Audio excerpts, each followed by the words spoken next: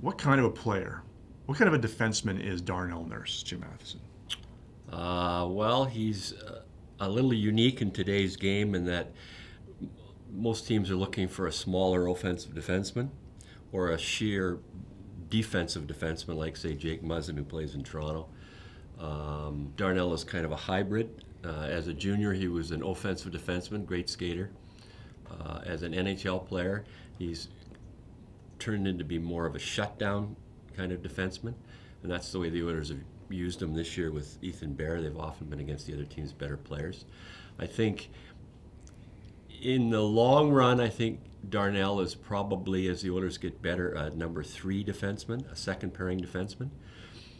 He did have 41 points last year because Oscar Klefbom was out for some time with a busted finger, and Darnell got the chance to play on the power play some and was quite effective. But with Oscar back this year, Darnell's not getting hardly any power play time, so his stats are down. I think he's the Oilers draft pick, and often we overlook that. He's their guy, and you keep your guy.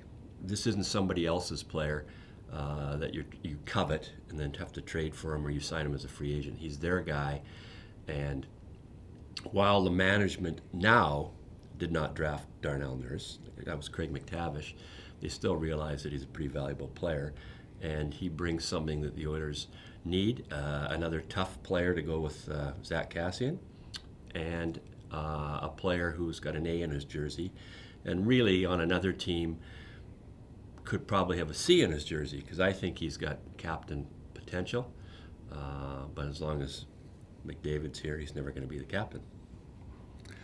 Now, you bring up he's a part of the leadership group, and what makes him important to the Oilers in general? I mean, he's, from what I've heard and from what I've read from you guys, he is an important part of the team. He is in there with McDavid, Draisaitl, in terms of the leadership group, directing the team. That is true. Also a good quote. That's, as if you're a writer, that's almost as important. Well, we used to have a captain who did all the talking. Now teams have leadership groups of 4, 5, 6 players, and certainly Darnell is very much in there. And I think he leads on the ice, but I'm sure he says some things in the dressing room too. But he's very much a leader on the ice. And what you see from Darnell, one thing about Darnell, when you're talking to Darnell, he's always involved emotionally in the game, and he plays the game pretty much every night the same way. Some games he makes some mistakes defensively, but he's always emotionally engaged, and I think that's very important. There's not much difference in a really good Darnell Nurse game and an average game. It's always better, at least average to good, and I think that's very important. And he has stuff to say. He knows what's going on in the league, and he also knows in a situation like playing the Calgary Flames, okay, we can talk a good game, but let's play one too. And he's one player who can talk a game and also play a game. Now, Darnell Nurse's contract is up this summer. He signed a 2-year bridge deal 2 years ago worth $3.2 million.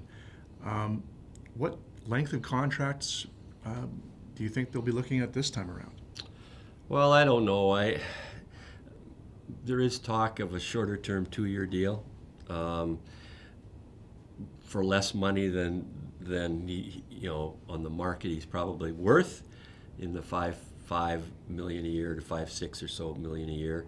The Oilers still have some cap concerns going forward next year, and they might like to try to get him just for 2 years. The problem with a 2-year contract is that runs him right to unrestricted free agency. So if you're the Oilers, you're saying, we think he'll stay with us because he's really good friends with Connor McDavid, and he's been an Oiler for all his life. But if you give him the opportunity to be a free agent, maybe he takes it. So, which is why teams want longer-term contracts to buy into the free agency years, and they don't have to worry about that. So it depends. Darnell took a bridge contract last time, as did Josh Morrissey in Winnipeg, and they're similar type players, not in size, but the way they play, and they're both about the same dollars, 3.2, 3.1 million. Morrissey got a new contract which pays him 6.25 million. That is, I think, the Oilers' comparable long term. I think Darnell's agent's comparable is Jake Trouba, who plays in the Rangers for $8 million a year. So, if I was a betting man, I would say the Oilers really don't want to sign him to a 2-year contract. Even if they sign him to a 4-year contract, which would, he just turned 25, so that would, he'd be about 28 years old when that's up, and then get another longer-term contract for him. So, any way you look at it, this isn't like a unrestricted free agent player on July 1st. They're scrambling because they're not sure if they're going to sign him. They have all summer to sign him. I just have to sign him before training camp last year, and the first time around on the bridge contract, that lasted deep into the summer too before he signed. So I would think I'd be shocked if next week suddenly he signs a contract. I think it's a little different situation than Zach Kassian. So if he was only going to sign another 2-year deal, what do you think the dollar figure would be? $5.5 million or so. Okay. But on a longer term deal, would it be more like 6 to 7, or even Between more 6 than and that? 7. Yeah, between 6 and 7. Mm-hmm. So, the Oilers, it's not like they don't have, it's not like they have 15 players they have to sign. Next summer, or before the season ends, players like Riley Shane and Josh Archibald are unrestricted free agents. I think they'd both like to sign here, and I'm sure the Oilers would like to sign them for shorter dollars. Ethan Bear, they have to sign, a restricted free agent defenseman, Darnell's partner, but he'll sign a bridge contract, I think. Maybe for $2.5 million a year, unless he signs a 4-year deal for the same dollars that Oscar Klefbom's making. But I can't see them giving the same money that Oscar Klefbom's making. And then Oscar's contract is coming up shortly.